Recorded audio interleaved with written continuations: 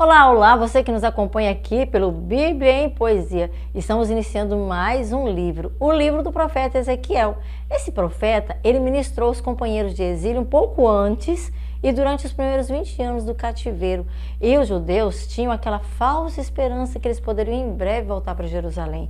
E Ezequiel foi usado pelo Senhor para mostrar a necessidade de voltarem primeiramente para o Deus verdadeiro. Então acompanhe, curte, compartilhe e não deixe de se inscrever.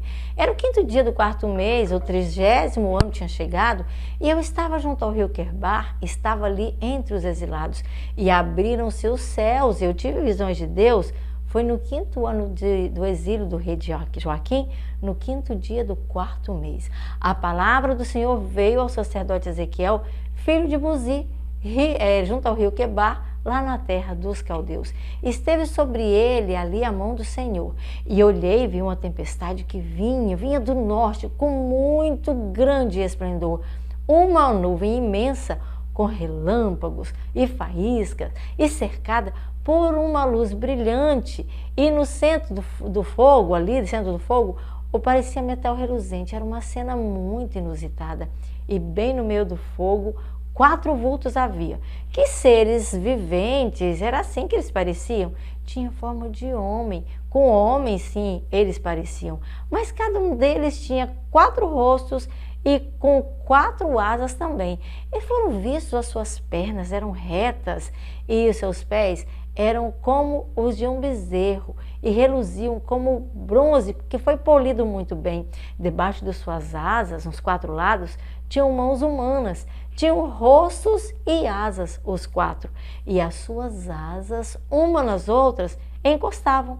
E quando elas se moviam para frente, andavam, mas não se viravam. Quanto à aparência dos seus rostos, os 4 tinham um rosto de homem perfeito. Tinha rosto de águia, rosto de boi no lado esquerdo e rosto de leão do lado direito. Assim eram os seus rostos. E as suas asas estavam para cima, que elas estavam. E cada um deles tinha 2 asas que na asa do outro ser vivente se encostavam, de um e do outro lado. E as 2 asas, os seus corpos tampavam. Sempre que para frente cada um deles ia, para onde quer que ele fosse, o espírito deles também ia. E não se viravam quando eles se moviam. E parecia um carvão aceso, aqueles seres viventes. Eram como tochas, o fogo ia de um ao outro lado e se movia entre aqueles seres viventes. E do fogo saíam faíscas e relâmpagos. Os seres viventes iam e vinham assim, parecidos com relâmpagos. Enquanto eu olhava para eles, eu vi uma roda ao lado de cada um deles, diante dos seus rostos, diante dos 4. Esta era a estrutura das rodas e a sua aparência. Reluziam como berilo, e as 4 tinham semelhança na aparência. Uma na outra entrosada, era assim que a roda se parecia. E seguiam nas 4 direções dos 4 rostos, quando se moviam, e não se viravam enquanto elas iam.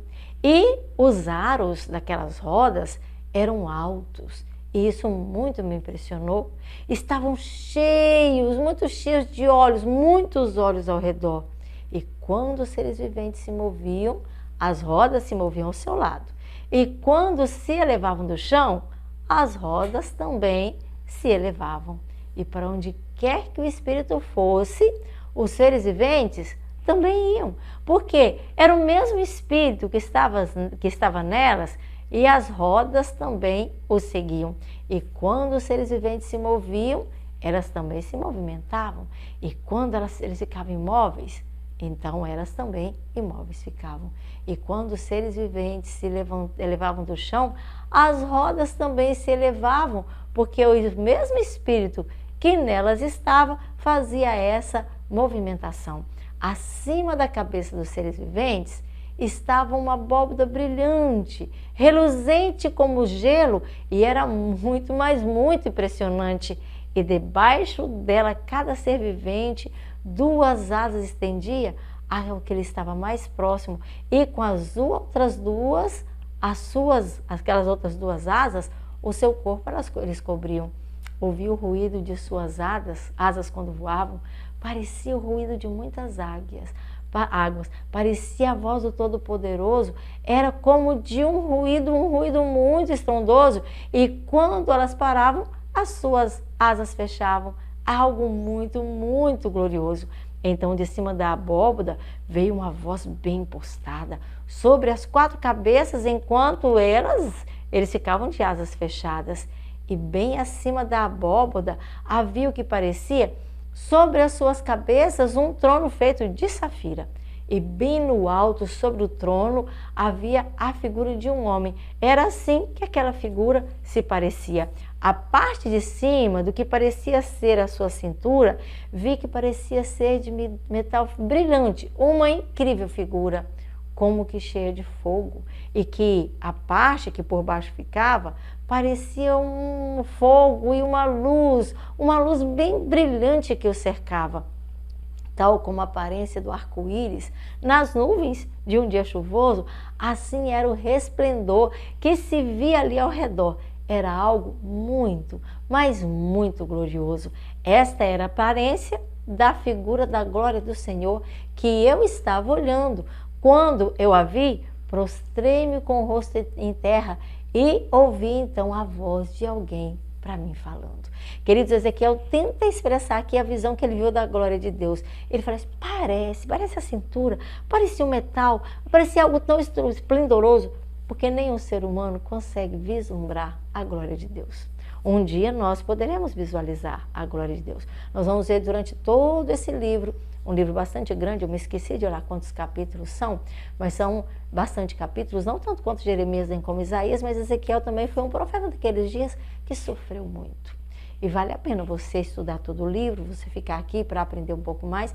Ele estava ali entre os exilados quando ele foi tomado em visão e ele viu o trono. Agora ele vai ouvir a voz de Deus mandando ele ser um detalhe, né? Um detalhe didático entre o povo para mostrar como é que eles deveriam agir antes do cativeiro e depois do cativeiro, enquanto eles estavam exilados.